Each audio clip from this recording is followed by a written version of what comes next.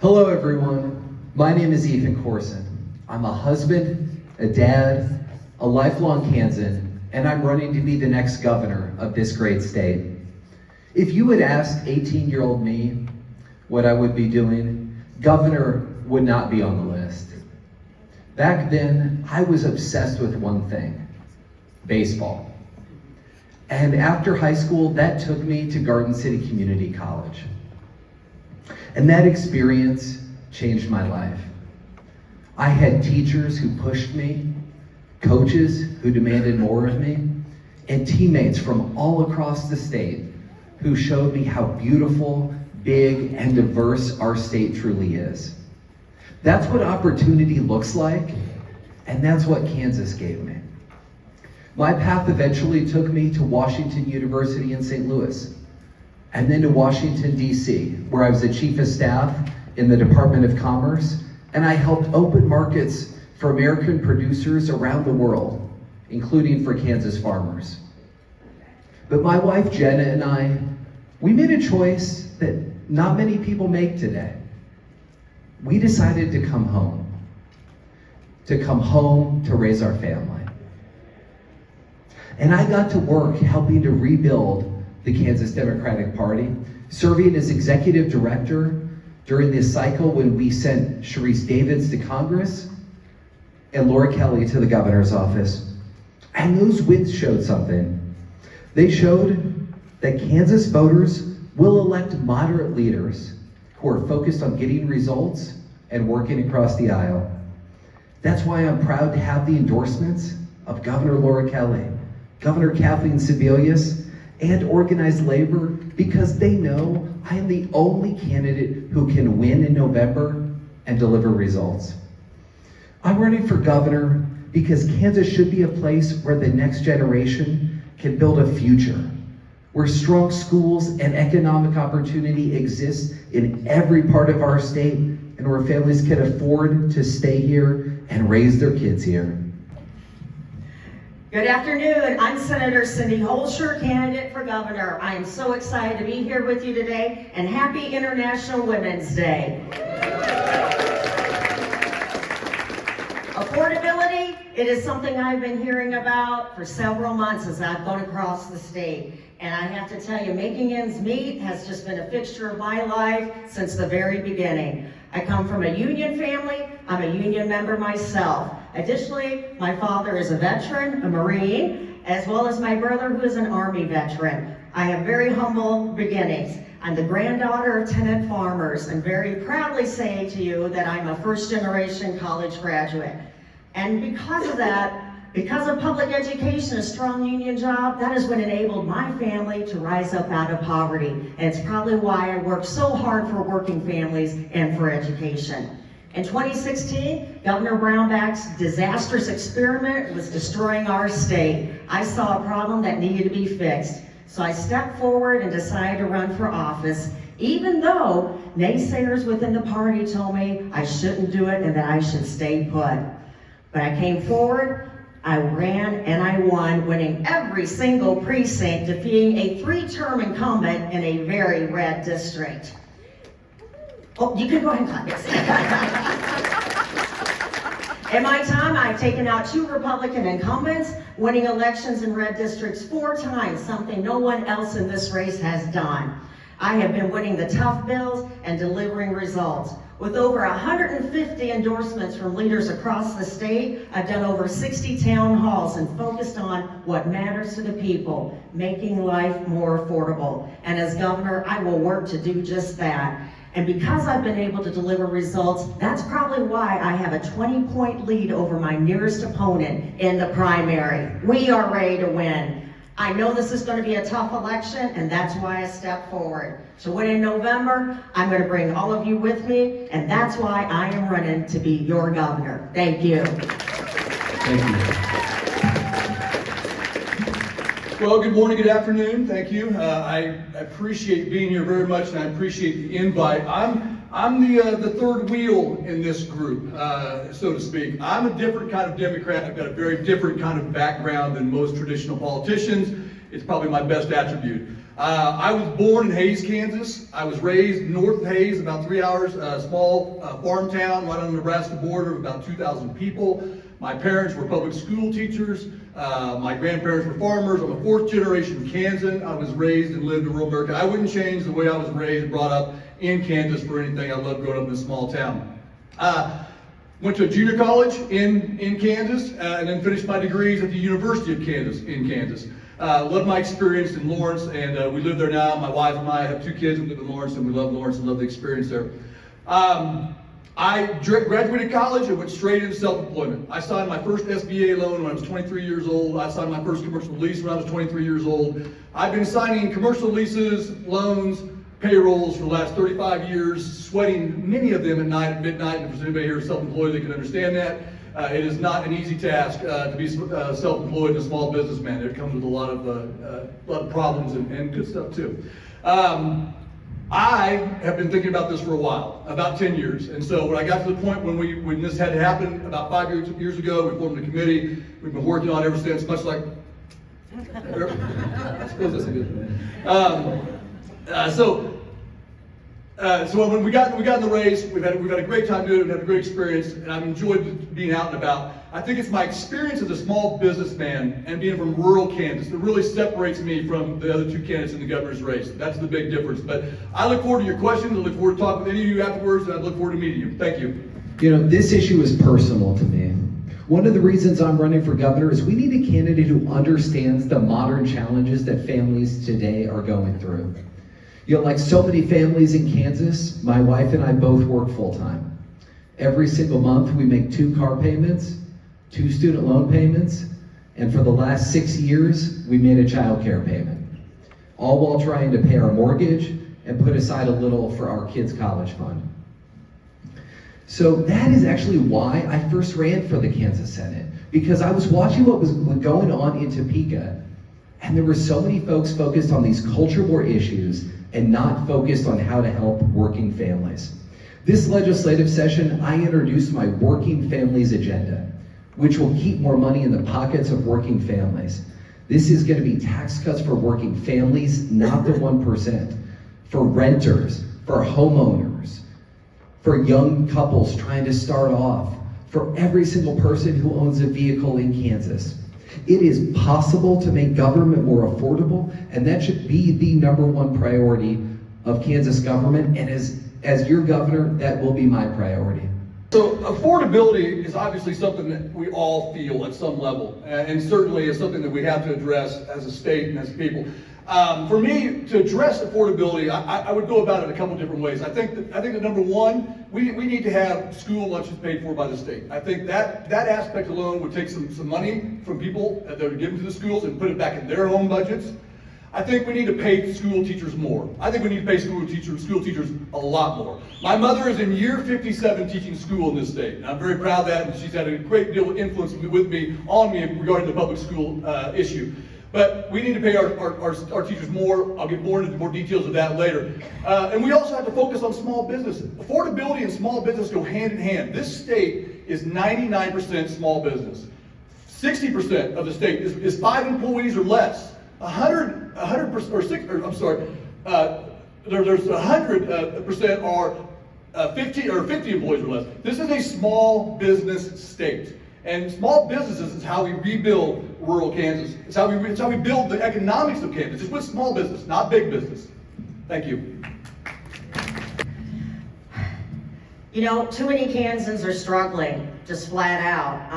And it just feels like the whole system's been rigged against us, and I feel it too. And as governor, here's what I'll do to work to lower costs and make lives more affordable. We got lower housing costs. We have an affordability crisis when it comes to housing. And I'll tell you, there are nuances to it. In particular, in Wichita, we have a landlord that owns 1/3 of the property there. And there are no caps on that fees when someone's late on their rent. That hurts our people. We have to address that. Additionally, We have other situations. While redlining is no longer supposed to be a thing, we have reverse redlining, where there's predatory mortgage pricing or mortgage practices and other pricing strategies that are in effect that hurt people of color. Those issues have to be addressed, and I will work with the legislature to do so. But there's other topics too. We have to reduce healthcare costs. How about we finally get Medicaid expansion across the finish line? We have to make child care more affordable and accessible. And medicinal cannabis is part of another way to make health care more affordable and accessible. And I have brought forward other bills to make life better for Kansans. Free school lunch for our children, as well as raising the minimum wage to $16 an hour. We are so behind on that. I will keep fighting for those things that help working families day in and day out. And I will tell you this, I will prioritize tax relief for seniors, veterans, and working families, not giveaways for billionaires. Thank you. You don't have to tell me about the cost of childcare, because every month for the last 6 years, Jenna and I have written a check for childcare for one, or sometimes when both our boys were in childcare, 2 kids. Think about this right now. 1 year of childcare in Kansas costs more than 1 year of in-state tuition at one of our public universities. Think about the challenges that is facing, that is putting on families all across our state. I was really proud to support Governor Kelly's effort to establish the Office of Early Childhood. This is a really important first step in consolidating all of our early childhood services under one cabinet level agency. This will be better for providers, better for parents. We also, though, have to look at innovative solutions. When I toured Manhattan Technical College, they actually have part of the college is an incubator, where folks who want to start a daycare can actually use this space at Manhattan Technical College for a year before they go out into the community. We need to think about if we can expand creative solutions like that. And in the Senate, I've supported policies that would encourage more businesses to have on-site childcare, because this would be great for working families. When we talk to businesses all across the state, what they will tell us is we need more workers. And right now we have too many Kansans who want to work, they want to be part of our workforce, and they're not able to because they're not able to find safe, reliable childcare. I will continue to build on the progress we made under Governor Kelly. Well, I have lived expensive childcare with 3 children, undoubtedly. I know absolutely what that's like. And I will tell you, affordable childcare, when that's available, that's an indication of thriving Kansas and a thriving state. And when families can't access it, that hurts all of us, and that hurts our workforce. I've stood up to protect child care tax credits. It was a position I held and held out for when working to end the Brown Rat experiment, when I was a co-founder of the Women's Bipartisan Caucus, and we put together that plan to end the horrible experiment and get Kansas back on track. I have fought for single moms against legislation that would have made it harder for them to get child care payments. That was especially important. I'll continue that fight as governor. And as governor, I will work to make child care more available, more affordable by investing in child care providers, which is especially needed. And I will tell you, and something very much related, in order to get more representation of younger people into office, I helped change the rules in terms of how campaign funds can be used to allow families, parents, to use campaign funds for childcare, so we can get younger people elected and have better perspective in office.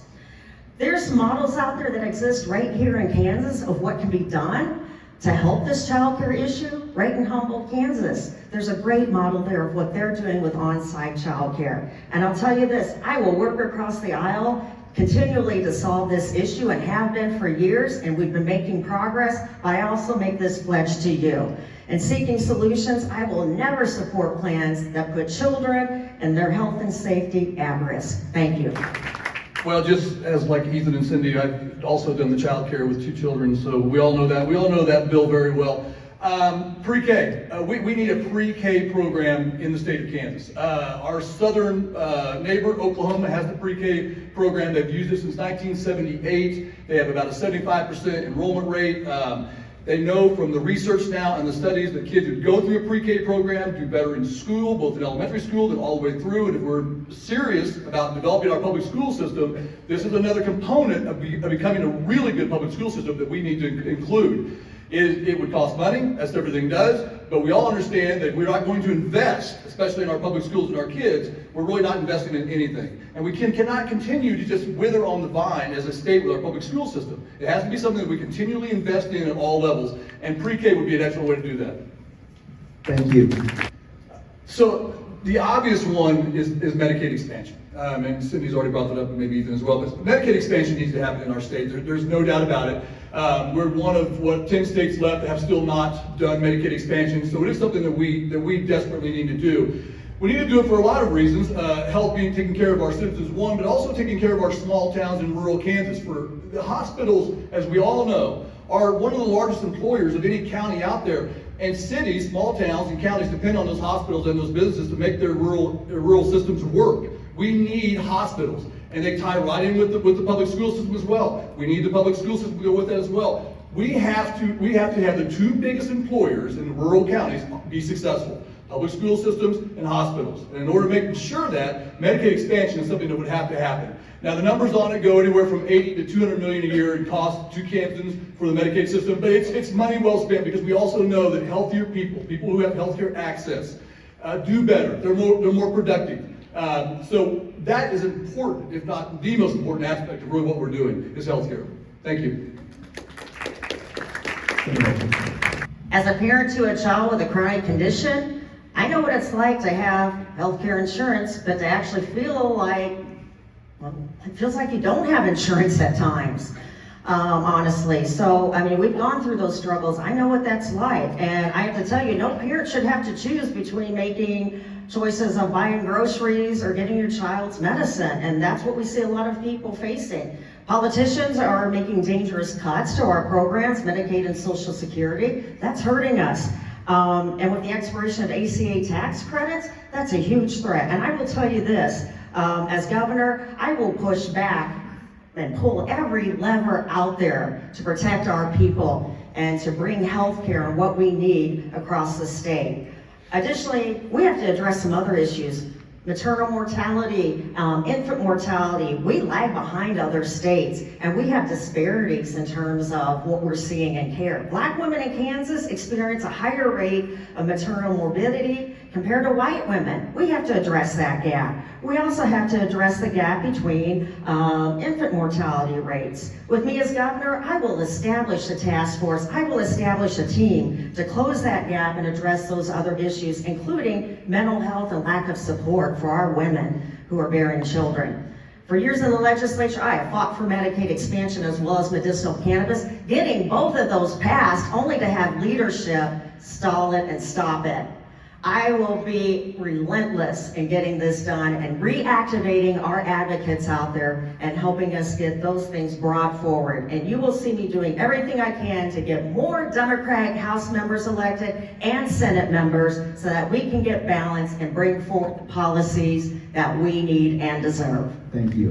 Kansans should be able to get the care that they need without going broke and without driving for hours to see a doctor. Right now, we have major challenges in our healthcare system. Because of the failures in Washington, we have thousands of Kansans who are losing their health insurance. And this comes at a time when Kansas already has the largest number of hospitals that are at a high risk of closure. So that's why healthcare is a top issue for my campaign. Think about this. Don't take out your phone now, but look later. Right now in Kansas, there is not an OB or a GI between Pratt and Denver. Just take out your phone later and look at how big a geographic area that is when we have these islands without folks who are able to get the care that they need. So I've been touring the state. I've been meeting with nurses, with doctors, with hospital administrators. I met with a hospital in Southwest Kansas, and they told me they have not been profitable since 2017, in almost a decade. So here are 4 things that I'm going to do to help improve healthcare access in Kansas. Number 1, we need to expand Medicaid. This is a moral and an economic imperative for our state. Number 2, I will make sure as governor that every single penny of the Rural Healthcare Transformation Program is used to improve access to care in rural areas and to keep our rural hospitals open. Number 3, we need more providers in rural areas in Kansas. What I'll do as governor is I will increase the availability and accessibility of our student loan repayment programs so we get more docs in those rural areas. And long-term, we need to encourage more rural students to go to medical school.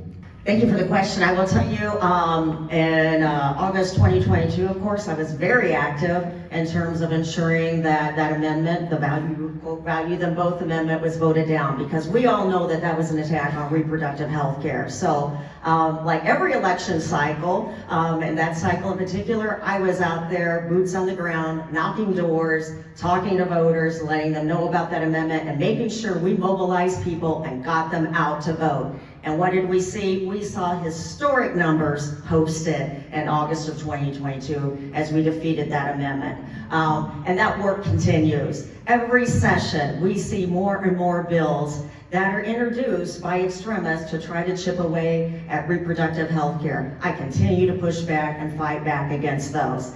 And that fight continues right now because we have a ballot initiative coming up in August. I've done over 60 town halls across the state this summer. As part of those town halls, every stop I make, every conversation I have, I am talking about that amendment, reminding people that if they came out in August of 2022 to vote no, they got to come back out to do it again, because that's absolutely what is at stake, but people don't know it in terms of what this amendment is actually about. So I am there every step of the way, every day, making sure that access remains out there for all of us. I have 2 daughters, of course. It's always on my mind in terms of making sure reproductive health care is there for them, but every single female out there. Thank you. Well, defeating the amendment was ensured that our state's going to have, women in our state are going to have the right to choose, which is imperative and important, and so we've done that. But here's where the real battle is going to start now. If we don't elect a Democrat in the governor's big chair, that legislation is going to come under attack right from the get-go, and it's going to be vicious, and it's not going to stop. And the Republicans will try their damnedest to legislate it so much that it'll be impossible to get an abortion in this state again. They'll make it that hard. There's no doubt about it. It's one of the reasons why we have to win the big chair. There's going to be so many things change in this state if we get a Republican in the big chair that we're going to be set with and not going to be able to undo for decades, if not lifetimes. It's that important. This is the most important governor's race we've ever had, for that reason and for several others. We're going to have things happen that are going to change our lives for a very long time. So we got to think long and hard about who we elect from the governor's position, from the Democrat position, because that person has got to be able to lead and be able to stop those things. Thank you. You know, abortion care is legal in Kansas because of so many of you in this room. So I just want to say thank you so much for all the work you did in 2022 to make sure that we defeated that constitutional amendment that would have led to a ban on abortion. You know, Jen and I, like so many of you in 2022, we went out and we knocked on so many doors. We were actually at the Canvas kickoff for Kansans for Reproductive Freedom when we first launched our field operation. We went out and talked to our friends and our neighbors about the importance of that amendment. And my record has always been clear in the Kansas Senate. A woman's healthcare choices are hers and hers alone. I have the record to back that up. But look, we should all be clear-eyed. I know that the attacks on reproductive rights will continue, and I want to pledge to you that as your governor, I will be a brick wall against any attacks on a woman's right to make her own healthcare decisions. All right, so this is really the big one, right? Because when we look at our state budget, I mean, this is really when we boil Kansas down, this is what we do. We run public schools. I mean, it's 60% of our budget. It's what we do. It's how we maintain our state. It's the value that we put on our state and our people. So there are 3 things that I think we do immediately. Number 1, teachers have got to be paid more. Currently, we rank 45th in the nation in average teacher pay. Okay, not nearly good enough. We can all agree on that. Got to get that better. That's got to be at least a 35. Okay, so step 1 is get teacher pay, public school teacher pay to 35. Okay.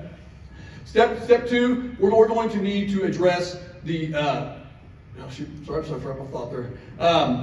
we're going to need to make sure we address the food program and the food programs we serve our kids. Nobody here wants to eat a school lunch, I promise you. We've all been there. They're not any good. They're not healthy. They're not good for us. They're not good for our kids. We have to address that. And we want that lunch program to be funded by the taxpayer, not the families. Okay, we can do that as well.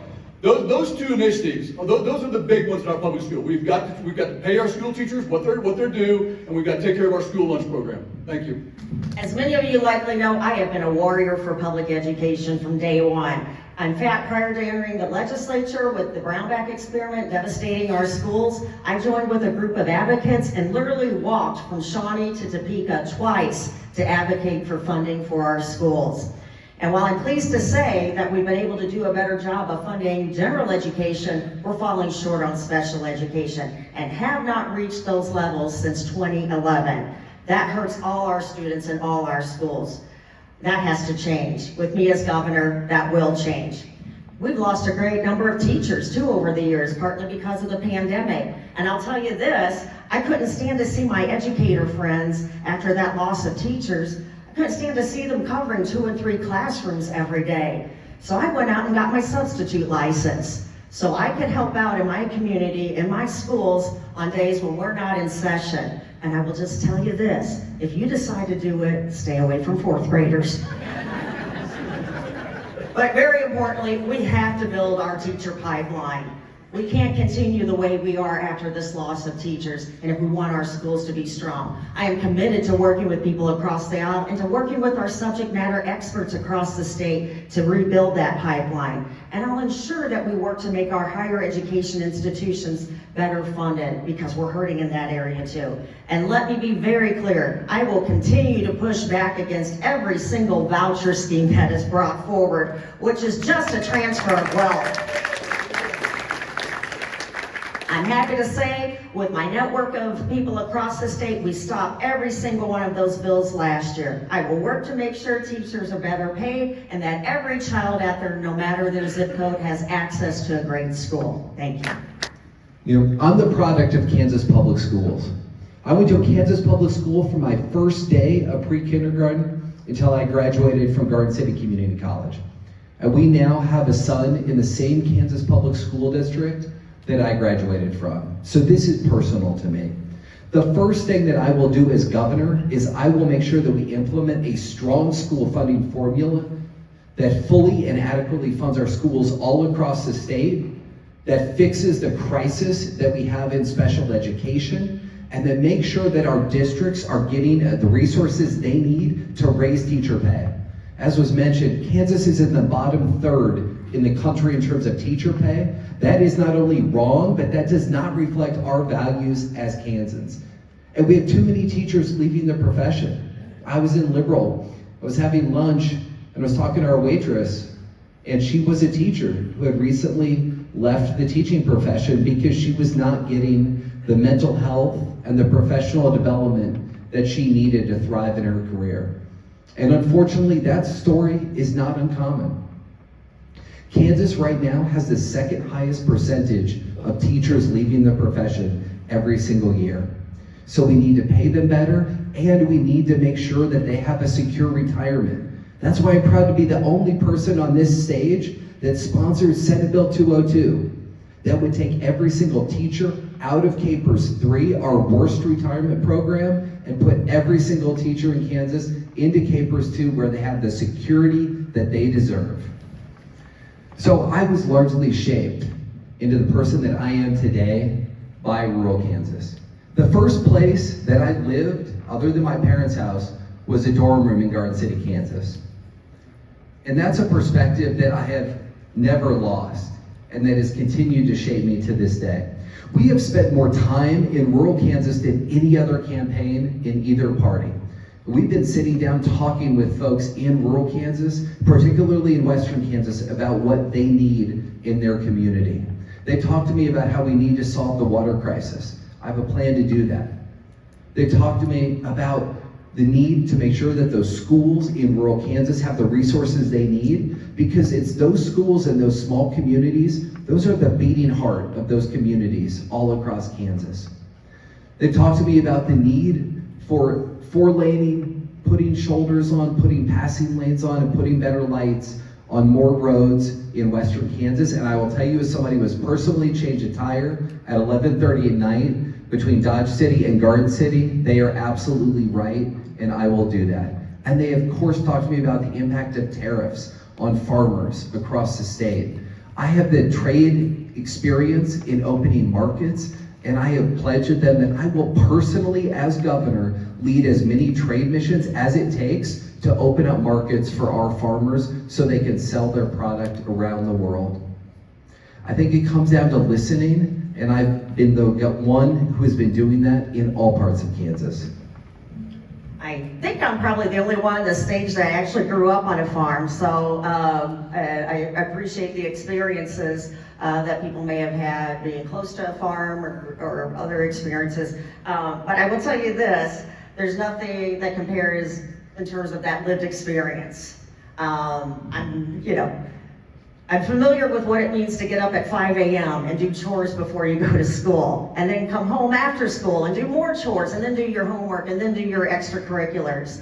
And boy, does that make a difference when you're traveling the state and talking with people in rural areas, that you have that same experience, that you have that same point of connection, and that you understand those policies and the things that are hurting them. And that's what I bring to the table, that commonality. It also probably makes a difference, again, that I'm from a family of veterans and a family of union workers. Again, a lot of points of commonality where we can come together and work out solutions. Again, FFA, 4-H, those are the things that are part of my experience that bring me here today, that help shape me into the person that I am, that made me a leader. And I bring all of that as we go forward. And I will tell you this, there's nobody who can bring the experience in terms of how to solve the water crisis, how to solve the tariff issues, and how to address all the issues facing our farmers. Nobody that can bring all that to the table like a farm girl, and that's what I'll bring. Well, like Cindy, I did too grow up on a farm, and so I know the rural American life better than most politicians. And I think what gets lost, and what I've heard over the years when I go home for the fair and meet with my high school buddies, there's been a disenfranchised feel with Western Kansas, Central Kansas, rural Kansas from this side of the state. And it's been real, and you can feel it when you go home. And so we have to absolutely, as Democrats, connect that bridge, because we all understand and know that when this election comes around, what it's really going to come around to is independent voters and moderate Republicans. And who can go out there and bridge that gap with that group? That's the only way we win the big chair. If we don't bridge that gap, that won't happen. I'm a 12-year member of the 4-H. I have walked more hedgerows chasing pheasant and quail in my time at 10 degrees in January than I won't even tell you about. I have thrown hay in July when it's 105 degrees all day long. You look in the dictionary of small town Kansas boy, you're going to see my picture boldly presented right there. I've done it all, and I wouldn't have changed a thing. Growing up in rural America is just fabulous. But thank you for your time. Well, as we've talked about, these tariffs are already stretching our farmers and ranchers thin. It's destroying their markets. And literally, we have farmers who, they want to grow food. They don't want to grow these products to have them rotting in the field. They want to feed Americans. They want to feed Kansans. So we have to get to work here and figure out how we're going to solve this problem and find them new markets. And there are things that we can pursue. I've mentioned medicinal cannabis. That's a new crop for us, a new avenue we can pursue. But what about this? How about this farm-to-table movement? So many of our schools across the state use packaged items for lunch. That's a new market for us. Farmers growing food for our schools. What better way to invest in our children and get healthy foods on their plates? And I will tell you, I will consistently work to develop forward-looking strategy. And while I grew up on a farm, keep in mind, as an adult professional, I worked for over a decade in product development and creating markets and implementing multi-million-dollar budgets and growth programs. I know how to create markets, and I know how to generate revenue.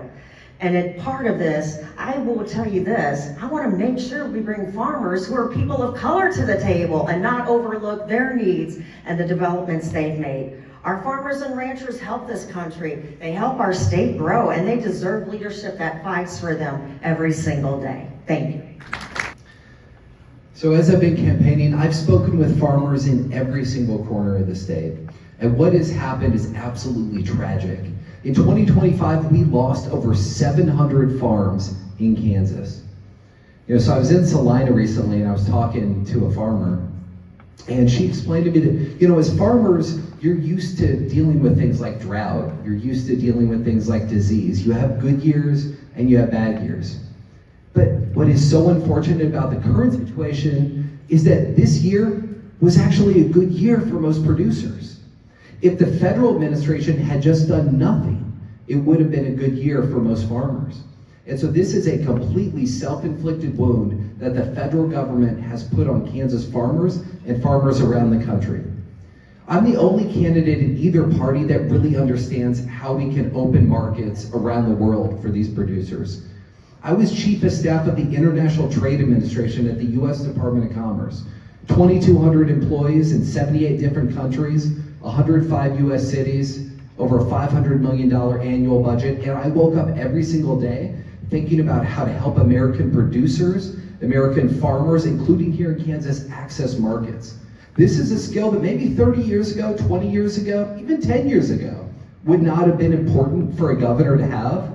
It is critically important that the next governor understand what market access looks like, understand what free trade looks like, and understands how to do it.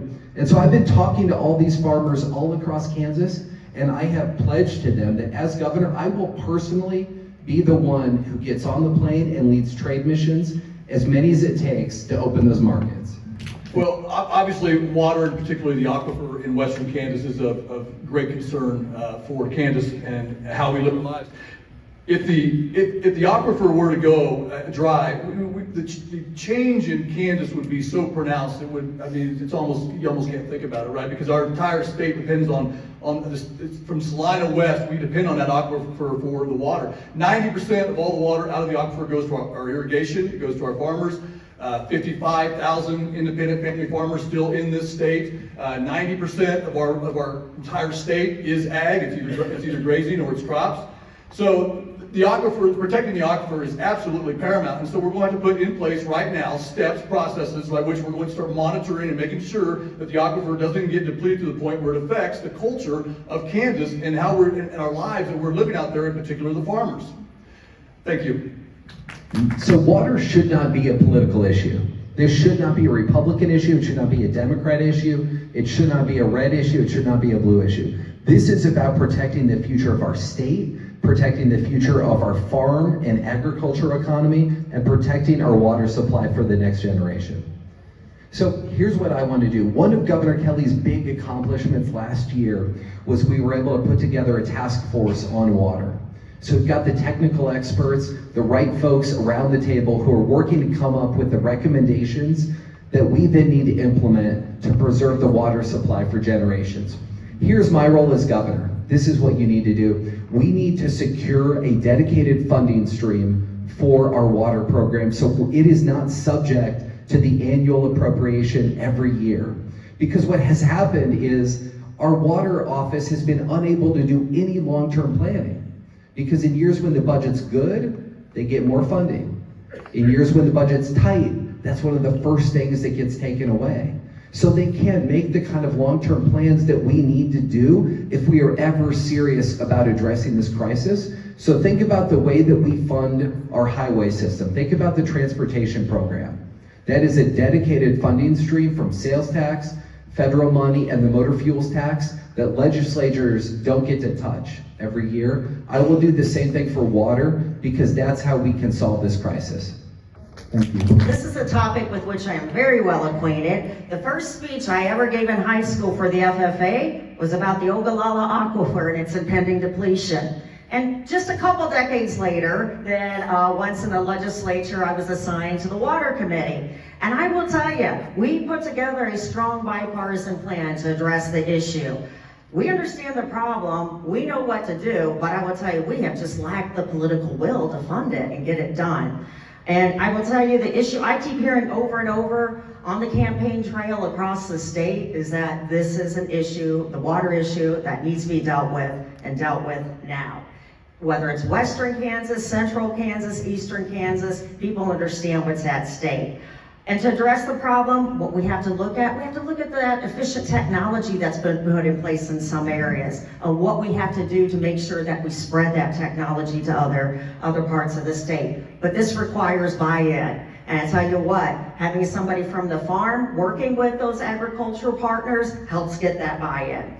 In regard to the water supply, I will say this, we have to be diligent as we look at these data centers. We have to make sure that we understand that just one data center can reduce our massive river supply by 10%. We have to take a look at that as we're moving forward and analyzing what's going to be good for our state in terms of data centers and the amount of water used and what it does to our utility bills. And finally, I will work to do everything I can to fully fund and implement our water plans moving forward, because it's all about the health and safety and the prosperity of our state as we move forward. Thank you. So I think this is a great question, because being governor is different than having opinions on legislation. It is about running the government of our state. It is about managing agencies. It is about managing thousands of our state employees. It is about managing a multi-billion-dollar budget. So I think we are right to say, what kind of executive experience do you have? Because while I'm proud of my service in the state Senate, that's not the kind of management experience that you need to have as governor. So what I've done is I've led one of the largest bureaus at the United States Department of Commerce. I managed the day-to-day operations of a bureau with 2,200 employees. Not only just 2,200 employees, but in 78 different countries, across different time zones, and in 105 US cities. We had an annual budget of over $500 million, and we woke up every day thinking about how we could open markets for American producers and for American farmers. That's a kind of executive leadership that will make me an effective governor. Thank you for this question, because I've been in the legislature for 10 years, but I want to make sure people know about what I did prior to that. For over a decade, I worked for Sprint. And there, for part of that time, I designed and implemented budgets, for operations tremendously larger than our state budget. And I was the person responsible for making sure we adhered to those budgets and that we got it done on time. And I will tell you, the process we've been using here is nothing like that. So, but like I said, that was the core responsibility I had for a time period. Additionally, for part of my time at Sprint, I literally created markets and developed products and generated revenue. Like, that's my background. And from that experience, I brought that here to the Capitol. And that's probably why I've been as effective as I have been in getting legislation passed and ending the Brownback experiment, because I had to work collaboratively with so many different people as I managed huge departments of thousands. That's the work experience I brought here and put to work in the Capitol to lead various groups, again, to solve problems and get our issues addressed. And that's what I continue to bring to the table and will bring forward as governor. Literally everything I've done the last 30 years has been about solving problems, and that's when you're a small businessman in Kansas. That's all you do is solve problems constantly. I have been building, operating, running, failing pretty bad at times, rebuilding again, doing it again for 35 years. I have laid in bed at night at midnight sweating payrolls. It's a terrible experience. I wouldn't recommend it to anybody. I have worried about checks being cashed for the rent. I have written manuals, thousands of them, for operations in our small companies. I've built 6 small companies over the last 35 years. I've done all the things you have to do to be a small businessman in Kansas, and it's all tough as shit. That's the reality. And so when we think about small business in Kansas, and we think about the fact that 99% of our state is small business, 60% with 5 employees or less, those are the people we're talking about. Those are the people we're talking to in Kansas. Thank you. Well, I've done this before. As I mentioned in the opening, I was the executive director of the Kansas Democratic Party when we had our most successful election cycle in a generation. When we elected Congresswoman Sharice Davids to the United States Congress, winning our first congressional election in a decade. When we put Governor Kelly in the governor's office, winning our first statewide election in 12 years. So I know what it takes to grow and to build and to strengthen the Kansas Democratic Party and to support candidates all across the state. One of the things that I'll do is I will be out in those rural areas campaigning for candidates because we frankly have not done a good enough job of that. And I will change that. That's why we've already been there so often and we've been campaigning in those areas. The other thing that I promise to you as your governor is that I will not only be the governor for the state, but I will be the leader of the Kansas Democratic Party, and then I will work side by side with you to build and to strengthen the Democratic Party. I will be at your bean feeds, I will be at your county party meetings, I will be at your Saturday eggs and issues breakfast. I will be with you because that's what I've done. You know, I mentioned some of the victories that we had when I was the executive director of the party. The thing that I'm actually most proud of is that when I left the Kansas Democratic Party, we had more counties organized as Democratic counties than we'd ever had in our state's history. And so I'm just as proud of that as any of the other work, so thank you. So as I've been out and about the last, gosh, it's been almost a year now since I made my first visit somewhere, it's become very clear to me that our party, while I love the party and I consider myself a Democrat, we need work. We need to do more work on ourselves as a party. I think one of the things that we can do as a party, and I would like to be very much a part of, is expanding our tent. Our tent isn't big enough. We're excluding some ideas, we're excluding some people who have a different opinion, and that's going to limit us in scope of where we can get people elected in offices. Our tent has got to get a little bit bigger. There's room for more people in the Democratic Party with slightly different views on certain things. There have been times when I feel like, because I have a couple different views on a couple issues with the party's platform, that I have essentially been asked not to be a part of the party because I don't conform 100% to the party. I think that's going to limit us as a party drastically down the road. We're not going to get the offices we want in a red state with that kind of mentality. We're going to have to develop a bigger tent. And I would like to be very much a part of that expansion of that tent in this state so that we can get more offices. Thank you. Over the past decade, I've been out there bringing people with me because to me, that's what it's about. In 2016, when I was first elected to office in Johnson County, we had 5 Democrats elected out of, I think, 36. And that was tough. But a group of us, some volunteers, some supporters of mine, a couple of other folks that were in office, we got busy organizing and putting a structure in place to help with elections. And boy, has it made a difference. And in 8 years, we have gone from 5 to 17 elected Democrats in Johnson County. Unfortunately, the rest of the state hasn't done quite as well. And I will tell you, we have a model that works, and I'm excited about bringing it and modifying it to other parts of the state, to other counties, to make it work for those areas. Because I won't say that what's worked in Johnson County will automatically work everywhere else, but we've got to make adjustments. And I see great people out there ready to do the work to help our party grow. And I'll tell you this, as governor, I won't expect you to create it on your own out there. I will come to you and help you and give you the support you need. I've been showing up the past 10 years at every function I can to help get more Democrats elected. That will continue with me, and I will provide the support and structure that you need to be successful in your area and beyond, because to me, that's what it's about. It's about growing this party and bringing more people with me and making this state successful. Well, every day, it's similar to the answer that I had earlier. When you've been a small businessman and you are at the mercy of the customer, you're bringing the people together every single day, and you have no limitations on who you want to sell your goods to or your services to. So I've been bridging that gap with people my entire life. You can't be successful as an entrepreneur and a small businessman in Kansas if you don't bridge that gap to all different types of people, cultures. Your very livelihood, your existence, your company, your employees depend on that type of philosophy. So I have no difficulty at all working across the lines, talking with other groups. In fact, I would encourage, as governor, to get more ideas from the Republican Party. We're going to have to blend and mix. We're going to have everybody together on this. It has to be we have to be moderate with our process on thinking about this. It's the only way we'll have any real success. Thank you. Senator Bolster, I'm happy to say this is something that, again, maybe my work experience has been helpful in, but I have some great examples of that collaborative effort where I've been able to bring people together in terms of some of the bills that I've personally introduced that I've gotten to the finish line. One in particular, statute of limitations reform for survivors of sexual violence.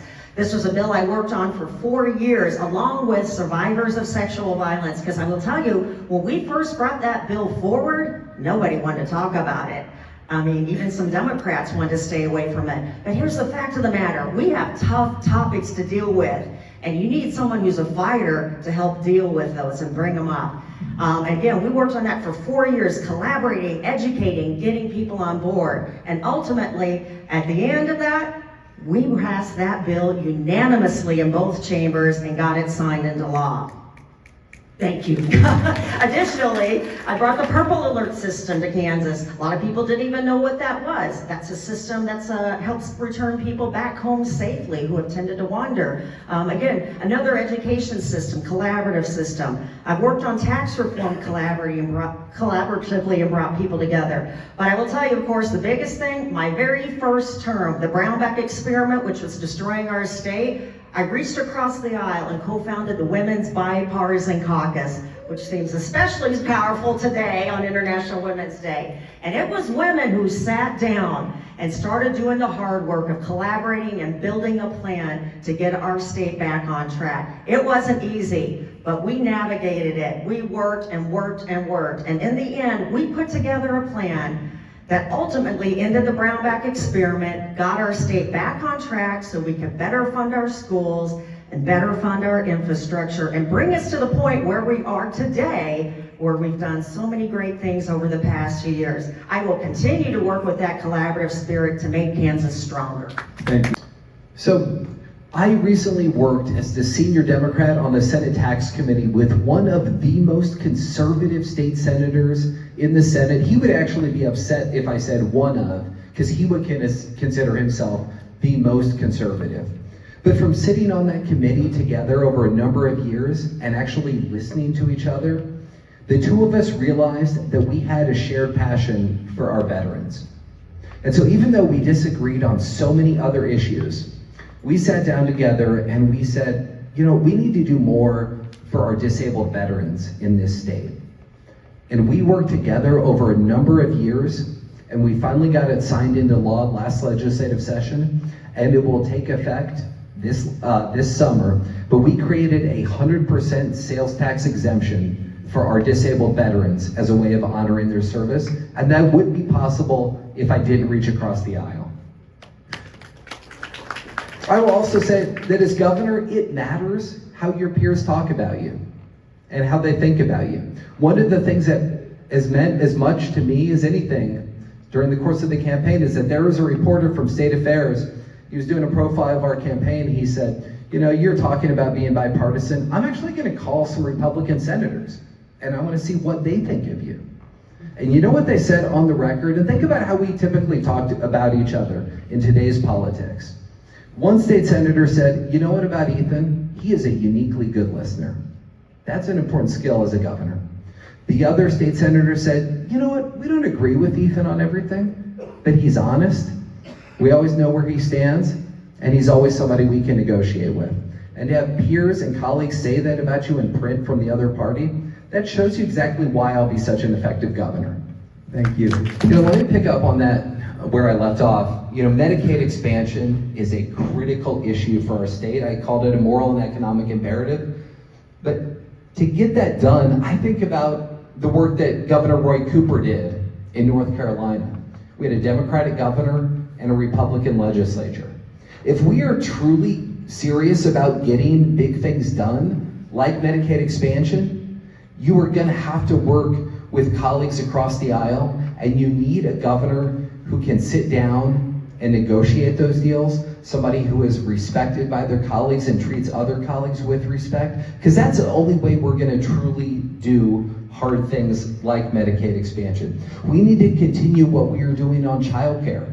Governor Kelly has established the Office of Early Childhood. I will make sure that that office is effectively carrying out its mission, that they have the resources they need, because that creates a really unique opportunity for us going forward. And I will raise the minimum wage in Kansas. Every single year I've been in the Kansas Senate, I've introduced a bill to raise the minimum wage. This isn't something I just started talking about when I decided to run for governor. I've been fighting for raising the minimum wage in Kansas every year I've been in the Senate, because it is wrong and not who we want to be as a state that you can be working in Kansas full-time and living in poverty. The other thing that we need to do is we need to fix the crisis in special education. Governor Kelly talked about it last night. I have the relationships and the ability to also get that done. Public schools, public schools, public schools. Governor Kelly has done a fantastic job, but making sure schools are funded is one thing. Becoming the greatest public school system in the country is a whole other leap.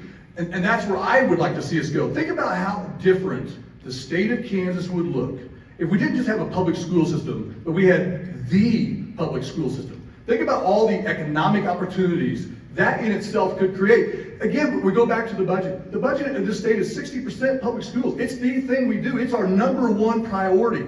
30,000 teachers, 500,000 kids. I mean, this is what we do in our state, and we can do it so much better. If we can become the greatest public school system in the country, the sky's the limit for what our state can do. We won't have to beg for Panasonic to come here. We won't have to beg for data centers. Companies will come seek us out because we're that kind of a state where our priority is public schools. So while I think Governor Kelly has done a fantastic job, we have way more work to do in the public school system, including the teacher pay, the meals for kids. The opportunity there is endless, it's huge, and it's something that we can't accomplish. Thank you. Thank you. You know, fighting for things is great, bringing bills forwards is great, but you got to get them to the finish line. And there's no Democrat, from my understanding, that's been more successful in getting bills that they've introduced to the finish line than myself. And that takes a lot of navigating, a lot of collaborating, and a lot of work. And in terms of picking up the baton from here and where do we go, I will tell you this. I will keep doing that navigating, and I will keep doing that work. But I will also tell you this. I won't cross certain lines. And I see some of that happening now, where we're compromising on some of our principles, where we are compromising to the extent that we've gone too far on some issues, and I will not do that. There are certain lines that I feel that we should not cross. But here's what I will do in particular, like let's talk about Medicaid expansion. Our advocates, our organizations have gone quiet in terms of advocating. We've got to get them back to work, educating new legislators about why it's important for our state, because otherwise those legislators, they're just hearing from the naysayers. And that happens on these other topics and issues too. We have a lot of our advocates that have gone quiet and just given up. We've got to get them back to work along with us who are fighting. But I'll tell you this too, we got to flip some seats. This is unsustainable, this supermajority. They are working to take away voting rights, reproductive health care. They're working to take away our schools. And every day that they are in power and control this legislature, we are getting closer to them reaching their agenda. And I tell you this, I am absolutely committed to winning this race and flipping some of those House seats that will be on the ballot and bringing more great Democrats with me so we can move forward into the direction Kansas should be moving, not where we are now. Thank you. I think priority number one is to set a tone. A leadership tone that says that we're going to make some changes, that we're going to work across the aisle, we're going to work in the middle, we're going to identify what we need to get happen in the state, what we need to do to get better, and we're going to put a serious plan in place to make that happen. It's one thing to say, we want great public schools. It's another thing to actually have that plan and understand exactly what we're going to do to make that happen. And one of the things that we're going to have to do is we are going to have to lose the idea that taxes is not part of that equation. Since I've been on the road, one of the things I hear routinely is, property tax relief, tax cuts. I mean, this is one thing. These are not ways we solve big problems. We'll need to pay taxes. Taxes is part of the equation. But that's okay. We can do that. We've done that before. Kansas is a hardworking state. That's how we get things done in this state. If we were to take for instance, go back to the public schools, if we were to get public school pay to 35 ranked in the nation, right? If we were to give one healthy meal to all kids in our state at no expense, That's about $30 a month to the average family in Kansas to get that done. That's a doable scenario. And we just need to set that precedent. We need to have an understanding, and we need to have strong leadership to set that precedent. Thank you. We have to focus on growth. We have to focus on the things that we have here in our state and the tools available to bring growth. And I tell you, from my previous experience at working at Sprint and the healthiest part of that corporation, I bring that growth mindset with me. And that's what I bring to Kansas in terms of where we're moving in the future. Because I'll tell you this, you can't keep cost cutting your way to success. We have to find those new revenue streams, and we have to work in those areas. And from that, then we are better able to fund our schools. We're better able to help our hospitals across the state. We're better able to fulfill the pledge that we have to our people to be a forward-moving state, to take care of our children, the free lunches, free school lunches, and to take care of the most vulnerable out there. That's what it's about. And again, that growth mindset, because that's not what we're seeing right now at the Capitol. What we are seeing is an agenda that is being pushed by extremists that is focused on culture wars. And if they were so focused to helping our state grow, we wouldn't be seeing things like bathroom bills, right? We wouldn't be seeing things like, oh gosh, what do we see? Charlie Kirk Day. We'd be seeing real types of bills in terms of property tax relief. We'd be seeing focus on growth, but that's not what the other side is bringing. And as your governor, that's what you're going to see with me. You're going to see that growth mindset brought to Kansas every day. Thank you. So let me tell you what my first 90 days as governor looked like. Number one, we are going to tackle the affordability crisis in Kansas by implementing my working families agenda. We have a detailed plan of 8 specific things we are going to do to drive down costs for families, from raising the minimum wage, paid leave, child tax credit, property tax relief for homeowners, renters, everybody registering a vehicle, for seniors. We are going to make Kansas affordable again, because that has always been the fundamental promise. I'll tell you this, as governor, my goal is I will wake up every single day thinking about how we can make Kansas the most affordable state in the country where you can have a middle-class quality of life. The second thing I'm going to do is I'm going to implement a strong school funding formula, because our current school funding formula expires at the end of this year. So that school funding formula is going to make sure the schools are adequately and equitably funded. It's going to end the crisis in special education. It's going to make sure that we are increasing teacher pay. And the third thing that I'm going to do that I'm uniquely capable of doing of all the candidates is I'm going to keep the economic development success going. We need somebody who can hit the ground running, because we have so many exciting opportunities that are midstream. And we can't take a step back, and we can't miss those windows, so we need somebody who can pick up the baton from David Toland and keep that growth going. I'm that person. When Lieutenant Governor Toland goes to Japan to talk to Kansas businesses, I'm the Democrat that he brings with him. Thank you. Yes? Yes. Yes. All right, there we go. You have 2 things. Well, as we said earlier, this is the most important governor's race I think we've ever had in the history of the country, in the history of the state. I just don't think there's any doubt about that. We are going to see such crazy shit happen if a Republican gets in the big chair. It can't happen, folks. The voucher program is going to be law within 6 months if a Republican wins. Okay, women's right to choose going to get legislated to death as soon as a Republican wins. And these are things that, if they happen and become law, we may never see them change in our lifetime because of the super majority that we've all talked about up here this afternoon. They may be with us forever. So this governor's race is immensely important. It's the most important governor's race. I mean, we have to win this race.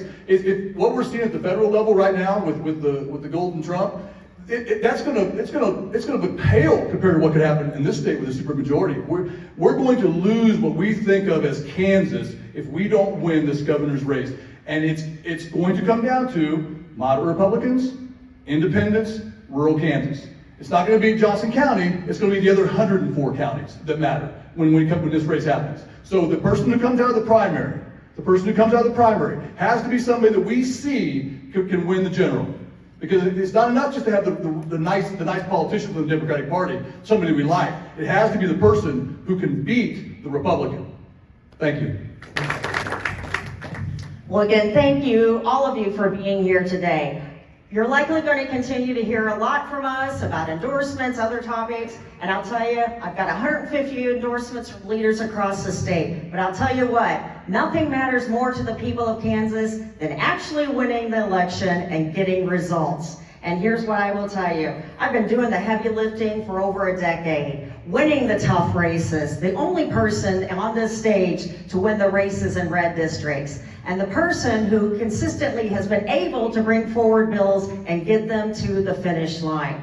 That's probably why a recent poll shows that I have more than a 20-point lead over my nearest competitor in this primary. And I think it needs to be mentioned, I have a whole network of independents and Republicans, moderates, lined up ready to support me for the general.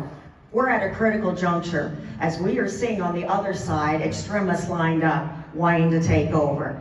And here's the thing, it's imperative that we pick somebody who can win in the general and defeat this MAGA agenda. As far as electability, again, I'm the only person in this race, in this primary, who wins races in red districts, and I've done it 4 times.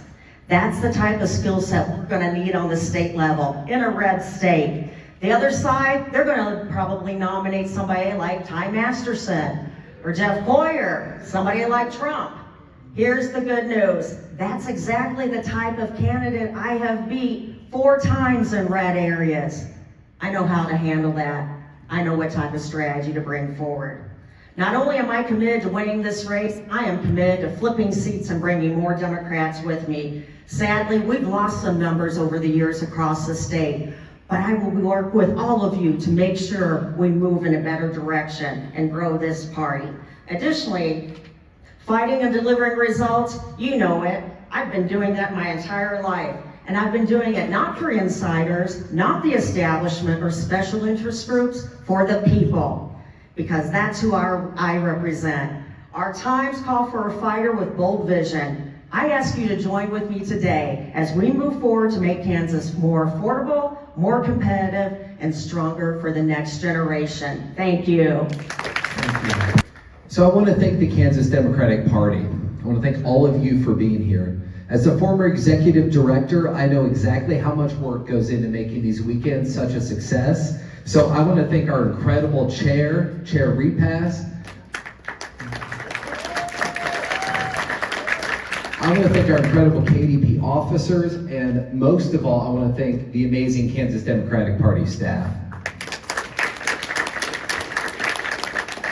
So I traveled across Kansas speaking with voters from all different backgrounds: rural, urban, suburban, young, old, teachers, farmers, nurses, small business owners,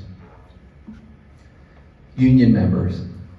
And you know what? We all want the same thing. We want an affordable life in the state we love, surrounded by our family and friends. We want a great education for our kids, and we want good jobs in our communities. We can get this all done, but we have to win in November. Last night we heard Governor Kelly's sage advice about what it takes to win statewide in Kansas. And I am the only candidate in this race who can put together the coalition of Republicans, independents, and Democrats that we need to win in November. What brought me from a baseball-obsessed kid to a dad running for governor is really simple. I want Kansas to be a place where my kids and yours can build a better life. Regardless of whether you live in Hayes or Wichita, Fredonia or Topeka, you deserve a strong education system. You deserve health care that doesn't break the bank, and you deserve to have economic opportunity in your own community. I'm running for governor because I understand the modern challenges facing Kansas families today. I have experience in Eastern and Western Kansas, and I know what those communities need.